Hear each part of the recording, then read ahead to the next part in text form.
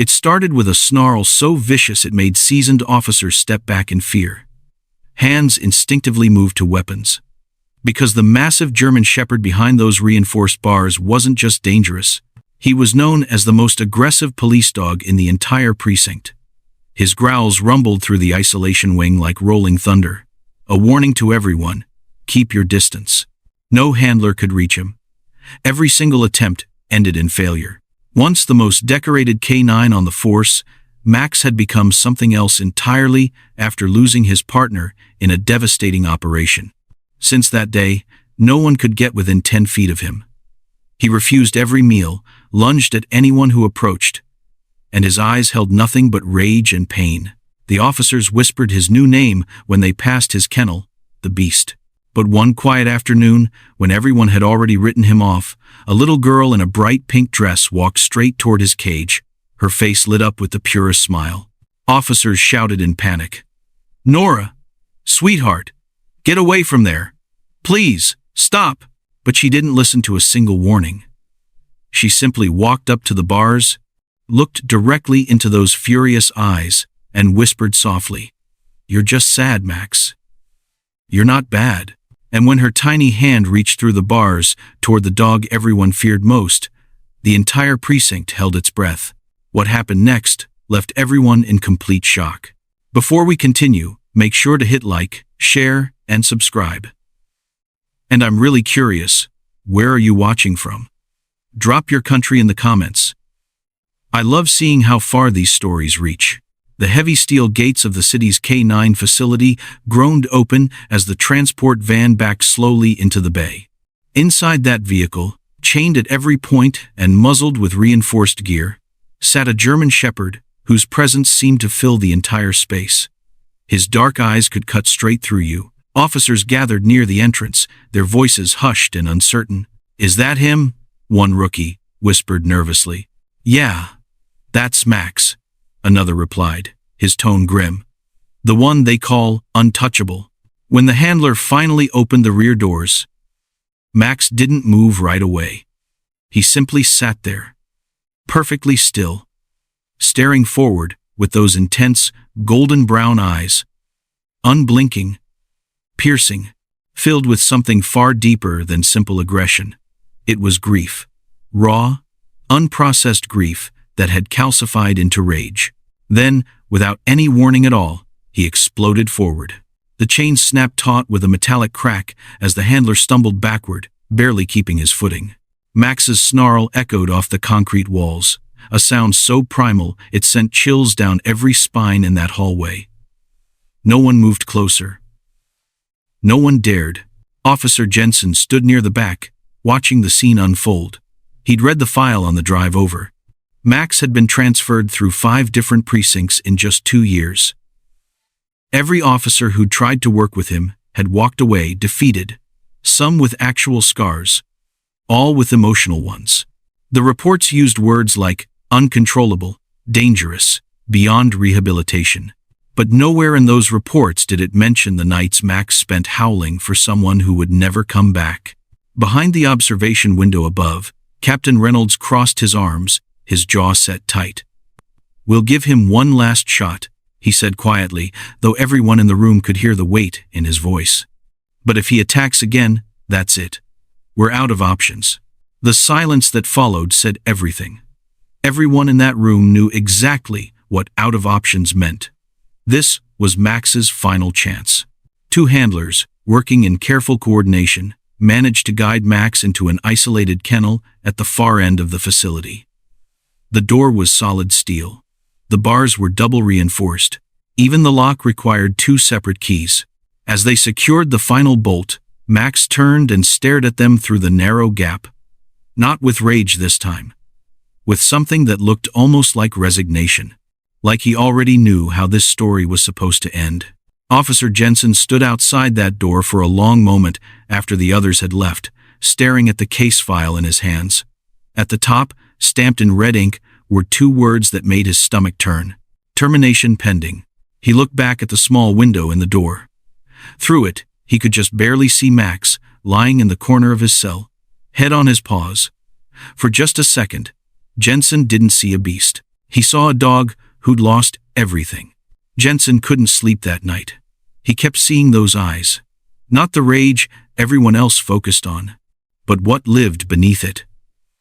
The next morning, he arrived at the precinct before dawn and went straight to the archives. If he was going to assess this dog, he needed to understand who Max had been before he became the beast. The old case files were stored in bankers' boxes in the basement. It took him nearly an hour to find the right one, but when he pulled out the folder marked K9 Max, Handler, Sergeant David Thomas, everything changed. The photographs inside told a completely different story. There was Max, younger, his coat gleaming in the sunlight, sitting proud beside his handler at a commendation ceremony. Sergeant Thomas had his hand resting on Max's head, both of them wearing what could only be described as matching grins. Another photo showed them during a training exercise. Max mid-leap over an obstacle course, Thomas watching with obvious pride. Headlines like Hero K9 saves hostages in standoff and Police dog Max tracks missing child through miles of forest. Max hadn't just been good at his job. He'd been extraordinary. Jensen flipped through the incident reports. Over 4 years of service, Max and Thomas had been partners in every sense of the word. 93 successful operations. 15 lives saved directly. 0 civilian injuries. The kind of record that made other handlers jealous. Then he found the final report, and his chest tightened. It had happened 18 months ago. A routine drug raid that went catastrophically wrong. Someone inside had been tipped off. When Thomas and Max entered through the back, they walked straight into an ambush. Thomas had pushed Max behind cover and tried to retreat, but he'd been hit. The report stated that Max had stayed with his partner, refusing to leave despite the ongoing gunfire until backup finally arrived. By then, it was too late. Sergeant Thomas died before the ambulance even reached the hospital. Max had been there for all of it. Jensen closed the folder slowly, his hands trembling slightly. He thought about the dog in that isolated cell, howling at night for someone who would never answer. Max wasn't aggressive because he was broken. He was aggressive because he was still protecting the only thing he had left, his grief. That afternoon, Jensen stood outside Max's kennel again. Through the small window, he could see the massive German Shepherd lying in the corner, head down, completely still. "I'm sorry, Max," Jensen whispered to the door. "I'm so sorry for what you lost." Inside the cell, one of Max's ears twitched. Just slightly. But he didn't move. He'd stopped expecting anyone to understand a long time ago. 3 days later, Captain Reynolds brought in Marcus Webb, a handler with 15 years of experience and a reputation for fixing difficult dogs. Webb had worked with everything from traumatized rescue dogs to former military canine seconds with PTSD. He carried himself with the kind of confidence that came from never having met a dog he couldn't reach. "I've read the file," Webb said, adjusting his gloves as he approached Max's kennel. "Seen plenty like him. Grief, trauma, aggression, it's all the same underneath. You just need to know how to speak their language." Jensen stood back with the other officers, a knot forming in his stomach. Something about Webb's certainty felt wrong. Max wasn't just another difficult case. Webb positioned himself in front of the observation window, then signaled for the door to be opened. The lock clicked. The heavy steel door swung inward with a low groan. Max was on his feet instantly, his body coiled like a spring. "Easy, boy," Webb said, his voice calm and measured. He took one step inside, his posture deliberately non-threatening. "Nobody's here to hurt you. We're going to work this out together." Max's lips curled back, revealing every tooth. Webb didn't flinch. He'd heard worse. He took another step forward, extending his hand slowly. "See? Nothing to be afraid of. Let's start building some trust." Max exploded forward with terrifying speed. The attack was so sudden, so violent, that Webb barely had time to throw his arms up. Max's jaws clamped down on the protective sleeve, and the force of the impact sent Webb crashing backward into the wall. The sound of tearing fabric mixed with Max's snarls filled the corridor. "Get him out! Get him out now!" someone screamed. 3 officers rushed forward with catch poles and riot shields. It took all of them to pull Max back while Webb scrambled through the door. The moment he was clear, they slammed it shut and threw the locks. Webb sat on the floor, breathing hard, staring at his shredded sleeve. His hands were shaking. The confident handler who'd walked in 5 minutes ago was gone. In his place sat someone who'd just looked into the eyes of something beyond his experience. That dog. Webb's voice came out hoarse.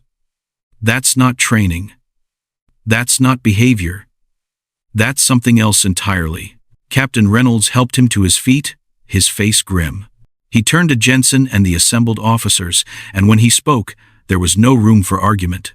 We're done. I'm setting the deadline. Max has 72 hours. He paused, letting the weight of it sink in. After that, I'm signing the termination order myself.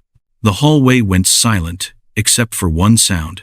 Behind the steel door, Max was pacing, back and forth, back and forth. Jensen stared at that door, his jaw clenched tight. 72 hours, 3 days to reach a dog that nobody could touch. 3 days to save a life that everyone else had already given up on. The precinct was unusually quiet the next afternoon. Officers moved through their routines with a heaviness that hadn't been there before. Everyone knew about the 72-hour deadline. Everyone knew what it meant. Jensen sat at his desk, staring at Max's file for what felt like the 100th time, searching for something he'd missed. Some detail that might give him a way in. But there was nothing. Just pages of failed attempts and incident reports. The front desk bell chimed. "Can I help you?" the desk sergeant asked. "Yes. I'm Sarah Thomas." A woman's voice replied. Soft, but steady. "I called earlier about picking up my husband's personal effects. They said they were finally ready." Jensen's head snapped up. Thomas. Sergeant David Thomas. He stood and moved toward the lobby, arriving just as the desk sergeant disappeared into the back storage room. Sarah Thomas stood near the entrance, a woman in her mid-30s with tired eyes that had seen too much grief. She wore a simple jacket and carried a weathered purse. And beside her, holding her hand, stood a little girl in a bright pink dress. The child couldn't have been more than 5 years old. She had her mother's gentle features and her father's dark hair, pulled back with a white bow, while her mother spoke quietly with the desk sergeant, who'd returned with a cardboard box. The little girl looked around the precinct with wide, curious eyes. Then, without warning, she let go of her mother's hand. "Nora, stay close, sweetie," Sarah said absently, focused on signing the release forms. But Nora wasn't listening. Something had caught her attention. A sound, perhaps, or maybe just the instinct children have for finding exactly where they're not supposed to go. She walked past the front desk, past the break room, heading toward the corridor that led to the K-9 division. Jensen saw her moving and felt his stomach drop. Nora turned down the hallway, her pink dress swishing as she walked faster now, almost running. "Nora!" Sarah's voice rang out, sharp with sudden panic. She dropped the box and took off after her daughter, but Nora was already too far ahead, her little legs carrying her with surprising speed. Officers in the hallway called out to her, trying to intercept, but she ducked past them with a child's natural agility. "Someone stop her!" an officer shouted. "She's heading for the isolation wing." Jensen sprinted after her, his heart pounding. The isolation wing, where Max was. The dog who'd just attacked a handler 2 days ago. The dog who'd been deemed too dangerous to approach. "Nora, stop. Please, sweetheart. Stop," Sarah screamed, running behind them. But Nora didn't stop. She turned the final corner, and there it was. The heavy steel door at the end of the hall. The small window, and behind it, the shadow of something massive moving. Nora walked straight toward it, smiling. The entire precinct seemed to hold its breath as the little girl in pink reached up and pressed her tiny hands against the cold metal door. Jensen reached the corridor just as Nora peered through the small observation window. Officers were frozen in place behind him, afraid that any sudden movement might trigger disaster. Sarah was right behind them, her face pale with terror, one hand covering her mouth. Inside the cell, Max had already sensed the presence. He rose from the corner where he'd been lying, his massive frame casting shadows across the concrete floor. His ears were pinned back. His hackles were raised. Every muscle in his body was coiled tight. "Nora," Sarah whispered desperately. "Baby, please step away from there." But Nora didn't move. She stood on her tiptoes to see better through the window, and when her eyes met Max's, something strange happened. She smiled. Not a nervous smile. Not a frightened one. A genuine, warm smile that lit up her entire face. Through the reinforced glass, Max's lips curled back into a snarl. The growl that erupted from his chest was deep and menacing, the same sound that had sent a veteran handler running just days before. It echoed through the corridor like a warning siren.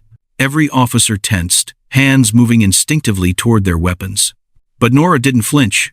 She pressed her palms flat against the window and tilted her head slightly, studying him with those innocent, knowing eyes. "You're just sad, Max," she whispered, so softly that only those closest could hear. "You're not bad." Jensen felt his throat tighten. How did she know his name? Then Nora did something that made everyone's hearts stop. She moved to the side of the door, where there was a small gap in the bars, a narrow space designed for passing food bowls through. Without hesitation, without fear, she slipped her tiny hand through that gap. "Nora, no." Sarah lunged forward, but Jensen caught her arm, holding her back. Something told him to wait. Just wait. Inside the cell, Max stared at that small hand reaching toward him. The growling stopped abruptly, cut off mid-breath. His ears shifted forward, his head tilted, confusion replacing rage in those intense eyes. He took one step closer, then another. The snarling expression melted away, and in its place appeared something no one in that precinct had seen in 18 months. Recognition. Max's entire body seemed to collapse inward. The tension drained from his shoulders. His tail, which had been rigid and raised, lowered slowly. And then, as if all the fight had simply poured out of him, he dropped his massive head and released a sound that shattered every heart in that hallway. A whine. Soft, broken, and achingly sad. He moved forward until his nose touched Nora's fingertips through the bars. She giggled softly and stroked his muzzle, her little fingers gentle against his scarred face. "See?" she whispered.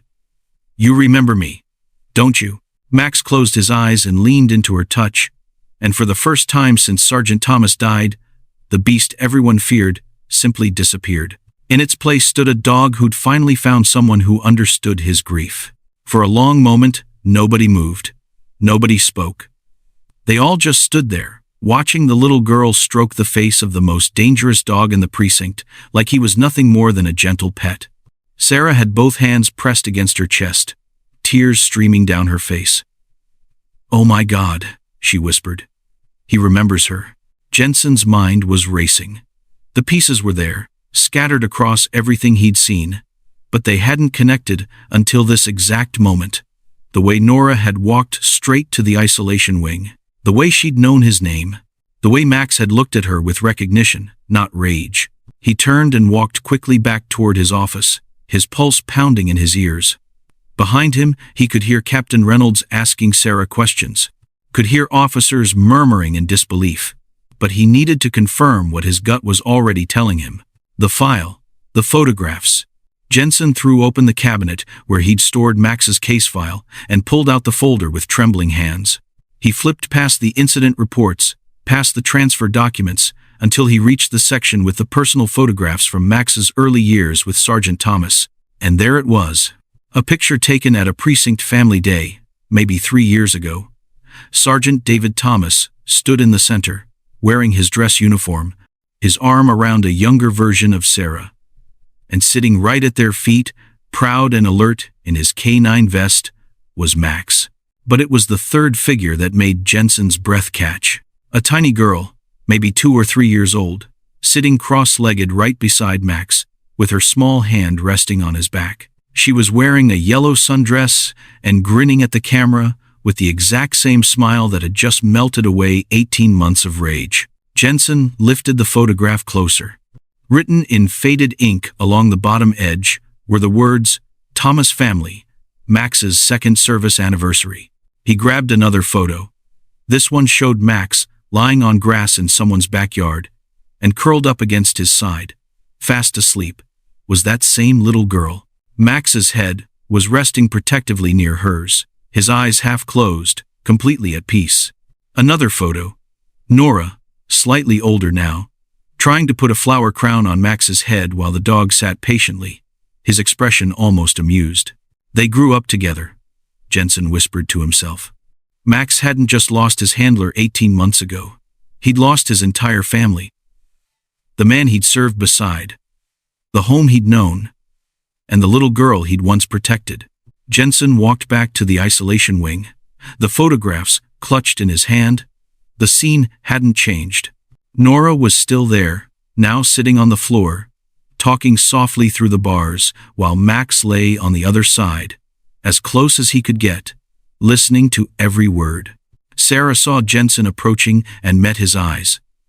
The question was already there, waiting. "She's his family," Jensen said quietly, holding up the photographs. Max wasn't just Sergeant Thomas's partner, he was Nora's dog too. Sarah nodded, fresh tears spilling over. He used to sleep outside her bedroom door every night. After David died, they took Max away so fast, we never even got to say goodbye. Jensen looked back at the cell, at the massive German shepherd who'd terrified trained professionals, now lying peacefully beside a 5-year-old girl's touch. Max hadn't been protecting his grief. He'd been waiting for his family to come back. The argument in Captain Reynolds' office lasted nearly an hour. Jensen could hear the raised voices even through the closed door. Protocol, liability, safety concerns. Every regulation in the book was being thrown around like ammunition. But when the door finally opened, Reynolds emerged with his jaw set and his decision made. "Supervised visits only," he said firmly, pointing at Jensen. "You're responsible. One incident, one sign of aggression, and we're done. Understood?" Jensen nodded, relief flooding through him. "Understood, sir." Sarah stood nearby, Nora's hand gripped tightly in hers. "Thank you," she whispered. "Thank you so much." The next morning, they began. Jensen set up a schedule. 30 minutes each day, strictly supervised, with officers stationed nearby and safety protocols in place. The first visit happened in a secured area adjacent to Max's cell, with reinforced barriers and multiple exit points. When Nora walked in, Max was already waiting at the front of his kennel, ears forward, tail low but moving slightly. Not the aggressive, defensive stance everyone had seen before. Something gentler, hopeful. "Hi, Max," Nora said softly, settling down on the floor just outside the bars. She pulled a picture book from her mother's bag. "Mommy said I could read to you. Would you like that?" Max moved closer, pressing his body against the bars to be as near to her as possible. For the next half hour, Nora read aloud, her small voice filling the quiet space. She showed him the pictures, pointed at the illustrations, and talked to him like he was just a regular dog who'd been waiting for her all along. And Max listened. He didn't growl, didn't pace. He simply lay there, his eyes never leaving her face. By the third day, something remarkable happened. When the morning feeding came, Max actually ate. Not much, just a few bites. But it was the first time he'd willingly taken food in weeks. The officer who delivered the meal stood frozen, watching in disbelief. By the end of the first week, Max was eating full portions again. Nora visited every afternoon after kindergarten, still in her school clothes, carrying whatever book she'd chosen that day. Sometimes she sang to him. Sometimes she just talked about her day, about her friends, about the things 5-year-olds find important. And slowly, gradually, Max began to change. His eyes lost that haunted, distant look. His posture relaxed. When officers walked past his cell now, he didn't lunge or snarl. He simply watched them pass, then returned his attention to the door, waiting for the sound of small footsteps in the hallway. Jensen documented everything. The improved appetite, the reduced aggression markers, the way Max responded to commands when Nora gave them, his training coming back like muscle memory. 2 weeks into the visits, Sarah approached Jensen in the hallway. "He's healing," she said quietly, watching through the observation window as Nora giggled at something Max had done. "I didn't think it was possible, but he's actually healing." Jensen nodded, unable to take his eyes off the scene. The massive German shepherd who'd been deemed beyond rehabilitation was now lying peacefully while a little girl braided dandelions into a crown, trying to balance it on his head. Max's tail was wagging. For the first time in 18 months, the beast was gone completely. In his place was just a dog who'd finally remembered what it felt like to be loved. It started with distant rumbling, so faint at first that most people didn't notice, but Max did. His ears swiveled toward the sound, his body going rigid in the middle of the afternoon visit. "What's wrong, Max?" Nora asked, tilting her head. But Max wasn't scared. He was somewhere else entirely. Somewhere dark. Somewhere filled with the sound of gunfire echoing off alley walls. The sharp crack of weapons fire that sounded just like thunder crashed directly overhead, violent and sudden. Max's eyes went wild. His body began trembling uncontrollably. The sound of that raid, the ambush, Thomas falling, the chaos, it all came flooding back in a single terrifying moment. "Max?" Nora's voice seemed to come from very far away. Another crack of thunder, closer this time. The lights in the facility flickered. Max backed away from the bars, his breathing rapid and shallow. Officers outside noticed the change immediately. Jensen stepped forward, his hand raised in a calming gesture. "Easy, boy. You're okay. You're safe." Lightning split the sky outside, and the thunder that followed was deafening. In that instant, Max wasn't in the precinct anymore. He was back in that alley. He was watching his partner die. He lunged at the kennel door with every ounce of strength in his body. The impact bent the already weakened lock. Once. Twice. On the third hit, something gave way with a metallic snap. "Everybody back," Jensen shouted, pulling Nora away as the door burst open. Max bolted past them, a blur of fur and panic, racing through the hallway toward the exit. Officers scrambled to intercept, but he was too fast, too desperate. Within seconds, he'd crashed through the emergency exit and disappeared into the storm-darkened streets. "Locked down. We need units searching now," Captain Reynolds barked into his radio. But Max was already gone, running blind through sheets of rain, thunder crashing around him like artillery fire, his mind lost in a nightmare he couldn't escape. 3 miles away, Sarah's car sputtered and died at the worst possible intersection. "No, no, no," she muttered, turning the key again. Nothing. The engine was completely flooded. Rain hammered against the windshield so hard she could barely see. They were stopped near the old construction site on Miller Avenue, the one that had been abandoned for months. Water was already pooling dangerously along the road, turning the street into a river. "Mommy, I'm scared," Nora said from the back seat, watching lightning illuminate the dark sky. "It's okay, baby. We're just going to wait until..." A shape materialized out of the rain beside the car. Massive, moving fast. Sarah's breath caught. Through the rain-streaked window, she saw him, soaking wet, wild-eyed, breathing hard. Max. He circled the car once, agitated, then stopped directly in front of it.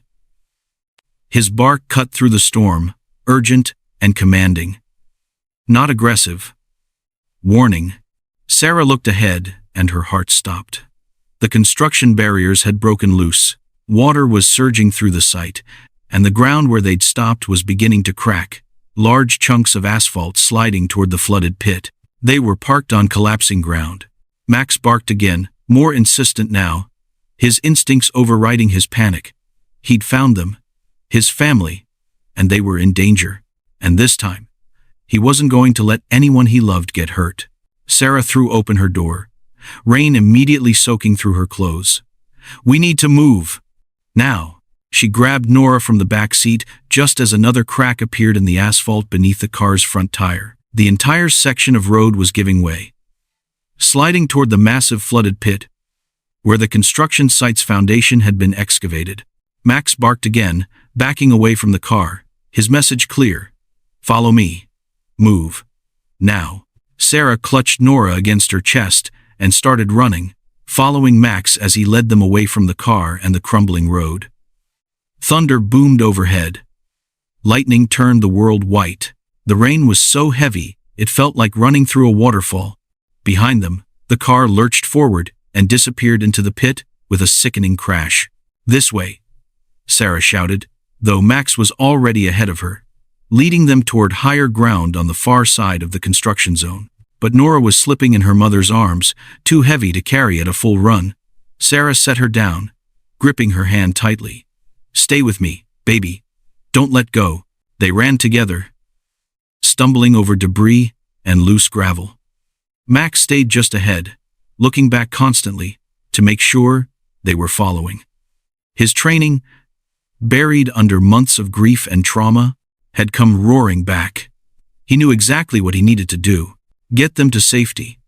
Protect the family. They were almost clear when Nora's foot caught on something, a piece of rebar jutting from the mud. She pitched forward with a cry, her hand tearing free from her mother's grip. She landed hard on a section of ground that looked solid but wasn't. The moment her weight hit it, the earth beneath her began to collapse. Nora! Sarah screamed. Max didn't hesitate. While Sarah was still turning, while officers were still blocks away searching in the wrong direction, while thunder crashed and lightning split the sky, Max did what he'd been trained to do his entire life. He lunged, his jaws clamped down on the back of Nora's jacket just as the ground gave way completely. He pulled, his powerful neck muscles straining, dragging her backward toward solid ground with every ounce of strength he had. Nora came free, just as the section collapsed entirely. Tons of mud and debris sliding into the pit below. But Max's momentum carried him too far. He'd pulled so hard that he couldn't stop himself from following. Max! Nora's scream cut through the storm. He fell backward into the collapsing section, and as he went down, a steel beam part of the construction framework broke loose and came crashing after him. The impact was sickening. Metal on bone. Max hit the ground hard, the beam landing partially across his body. He let out a sharp yelp of pain, then went terrifyingly still. Sarah grabbed Nora and pulled her back to safety. But the little girl was fighting her, sobbing, reaching toward the edge where Max had disappeared. Max! Max, please! Emergency sirens wailed in the distance, growing louder. Red and blue lights cut through the rain. But down in that pit, surrounded by mud and debris and broken concrete, Max wasn't moving. The hero had made his final stand, and this time he'd paid the price for saving the ones he loved. The veterinary hospital smelled of antiseptic and medicine, but to Jensen, it smelled like hope. He stood outside the recovery room, watching through the window as Max lay on a padded table, his body wrapped in bandages, an IV line running to his leg. The surgery had taken 6 hours. Broken ribs, internal bleeding, a fractured front leg. The veterinarian had been blunt. It was close. Another few minutes, and we would have lost him. But they hadn't lost him. Max had survived. For 3 days, he drifted in and out of consciousness, his body fighting to heal. Officers stopped by constantly, leaving treats and toys outside his room. Captain Reynolds himself visited twice, standing silently by the window, his arms crossed, his expression unreadable. On the 4th day, Max opened his eyes. And on the 5th day, a little girl in a pink dress was finally allowed to see him. Nora walked into the room slowly, her mother's hand tight in hers. When she saw Max lying there, bandaged and weak but alive, tears streamed down her face. Max, she whispered, moving to his side. You saved me. Max's tail moved. Just slightly. Just enough. She placed her small hand gently on his head, and for a long moment, they simply stayed like that. The girl and the dog who'd saved each other in different ways. 2 months later, on a bright Saturday morning, the precinct parking lot was filled with people, news crews, officers in dress uniforms, city officials. And at the center of it all, standing on a small platform, was Max. He wore a new vest, blue and gold, with a patch that read, Honorary K-9 Officer. His leg had healed, though he walked with a slight limp now. But his eyes were clear, calm, at peace. Captain Reynolds stepped forward with a medal, the department's highest honor for valor. For extraordinary bravery in the line of duty and the protection of innocent life, we recognize K9 Max as a hero. The crowd erupted in applause. But Max wasn't looking at the captain or the medal. He was looking at Nora, standing in the front row between her mother and Jensen, clapping so hard her hands had to hurt. When the ceremony ended, the official paperwork was signed. Not a transfer, not a reassignment, an adoption. Sarah knelt down beside Max, her hand resting on his shoulder. "You're coming home with us," she said softly, "where you always belonged." That evening, as the sun set over the city, Max lay on a soft rug in a living room he remembered. Nora was curled up beside him, reading aloud from a picture book, her voice gentle and familiar. Through the window, he could see Sarah making dinner in the kitchen, could hear her humming softly, could smell something warm baking in the oven. On the mantel above the fireplace sat a photograph in a silver frame. Sergeant David Thomas, in his uniform, smiling at the camera, his hand resting on a younger Max's head. Max looked at that photo for a long moment, then lowered his head onto his paws. He understood now. Thomas was gone. That part of his life had ended. But this part, this family, this home, this little girl who'd refused to give up on him, this was where he was meant to be. For the first time in 18 months, Max closed his eyes and slept without nightmares. He was finally home. If you liked this video and want to see more just like it, then make sure to hit like, share, and subscribe. And I'm genuinely curious, where are you watching from? Drop your country name in the comments. I love seeing how far these incredible stories reach.